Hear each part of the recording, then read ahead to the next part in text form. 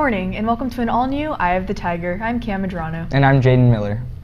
Next school year, the AP test registration deadline could be moved from March to November. Thanks, Cam. In November, the College Board published a set of articles containing information regarding the deadline change. According to the College Board, requiring students to register in the fall is anticipated to raise the rate of AP students who take the exams as well as raise the average score. Juniors Kylie Keeley and Emily Sullivan believe it is unfair to require students to sign up without being familiar with the class.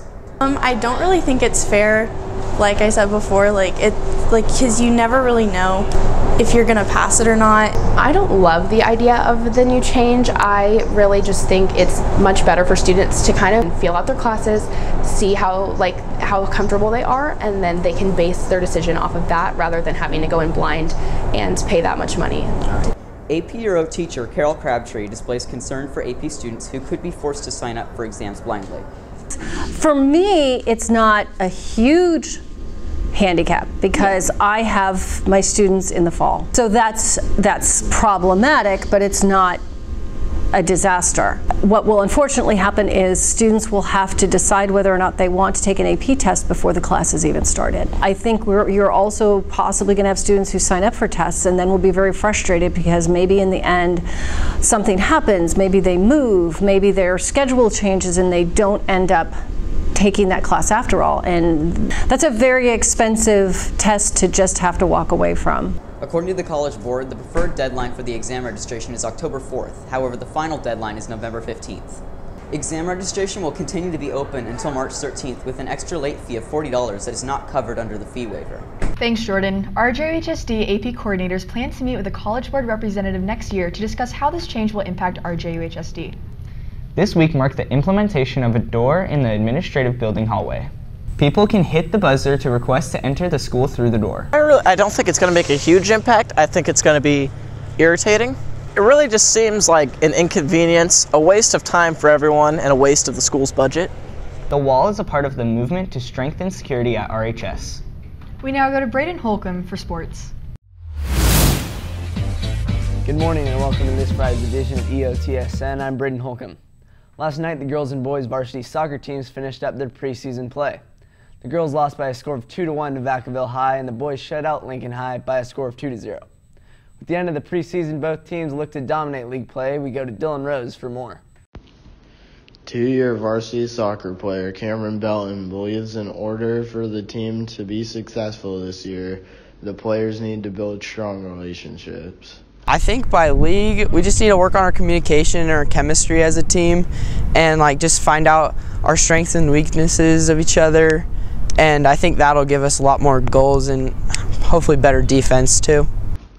Varsity captain Austin Wenner recognizes the team's initial success and ability to bond in a short period of time. I think that as a whole, our team's looking really well, and we've been doing really well so far this season. We've lost 2 games and we've won 2, but I think that there's a lot of room for improvement, and I think we'll do really well when it comes to league. Our strengths is just kind of coming together really quickly as a team and having good team chemistry. Even though we haven't been together for very long, I think that we've done really well, and it's just going to improve as the season continues. Varsity girls soccer coach Paul Stewart believes a senior dominant team could lead to a strong season. We've got a total of, I believe, 10 seniors, and 6 or 7 of them have been up since their freshman year. So it's neat to see them. I think they can do the same thing they've done the last couple of years and get us back in the playoffs. Senior captain Kylie Grano feels that it would be beneficial if the team works together rather than playing selfishly. We need to improve on more communication and working together as a team. Right now it's super a selfish game, it looks like, on the field. So I think coming together as a team and playing more for each other rather than everyone trying to work on the game themselves. We need to be a more just team-oriented mentality, and that's going to help us win more games, I think. Being that it is her senior year, Grano is especially motivated to have a successful season. Everyone's super excited, and we do want to play for each other, and since we have so many seniors this year and it's our last year playing, and I know me personally going out, I want to have a good year, and I want to do as much as we can. I would like to get back to the section finals if we can. That's one of our goals, as always. And so for my last year, I'd love to go back there. In other news, the boys varsity basketball team is 2-0 in the Arroyo Grande tournament down by Pismo Beach, and they take on Porterville High tonight at 5 o'clock. Meanwhile, the varsity girls basketball team is 0-1 after losing to Pleasant Valley yesterday in the Roseville Elite Classic tournament. They take on Davis High today at 3:30. And congratulations to the varsity wrestling team on beating Wood Creek last Wednesday. And that's all in your home for Roseville High School sports, top plays, breakdowns, and more. Eye of the Tiger Sports Network, EOTSN. Now we go over to entertainment. Thanks, Braden. Disney is continuing to take money out of our pockets with new, rebooted live-action classics and oversaturated timeline of Star Wars movies. Now they are making their own streaming service called Disney Plus, similar to Netflix or Hulu, but with all original Disney content. And new original TV shows like the new Star Wars show, The Mandalorian, or the Loki TV show where the actor Tom Hiddleston is reprising his role from the movies. And if that was enough, Pixar is making a Muppets and Monsters Inc. TV show. Although there is no exact release date for its service, it is confirmed to be coming out early 2019. Along with that news, Marvel dropped a new trailer for Captain Marvel on Monday, and this trailer gave us everything the first trailer did not. I'm not gonna fight your war. I'm gonna end it.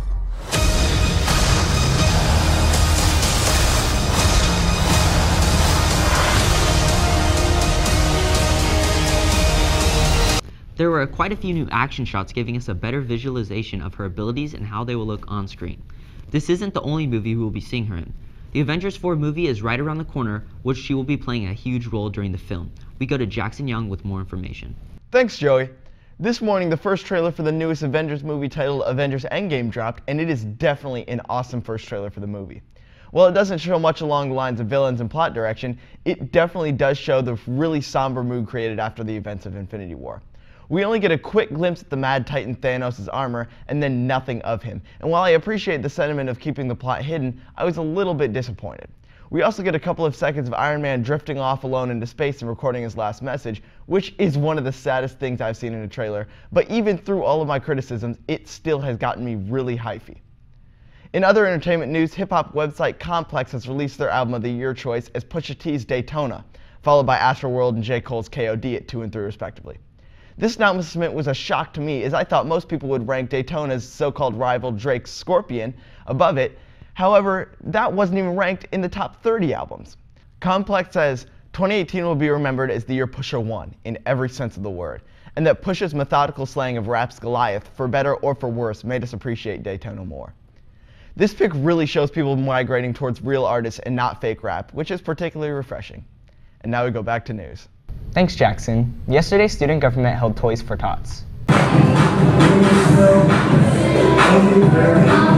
Yesterday, RHS held its annual Toys for Tots, where RHS students create an event to give Adelante Elementary School kids an unforgettable holiday. It's really fun because we get to see the kids be really excited, because not everyone gets to have a really special Christmas, especially the kids from this school. So being able to make a difference and have them have a happy holidays is one of my favorite parts. Student government member and senior Jessie Fisher feels that bringing joy to the kids is one of the best parts of this event. It's really awesome that everyone at this school helps out, because it's amazing to see the kids light up when they open their presents, because that's definitely the most memorable part of the whole process. Teacher of the elementary schoolers, Monica Roberts, is thankful for the opportunity the kids received and the chance to kick back and watch the festivities. It's a great field trip for us. We kind of get to sit back and watch, and all the kids take care of everything for us. It's nice. RHS PLTW teacher Erin Granucci has won District Teacher of the Year. After being named Teacher of the Year for RHS and RJUHSD, Granucci is now eligible to win on the county level. Going to Placer County, you don't know these people, they don't know you, so there is a little bit of pressure, but excitement. I guess it cuts a little bit of the pressure off. It really is an honor to be recognized, you know, for your hard work and dedication. But again, I'm super excited. It's going to be new. I don't know what's coming my way. If she wins, Granucci may move up to the national award. And that's it for us today on Eye of the Tiger. And remember, we're always on at eyeofthetigernews.com. See you next time.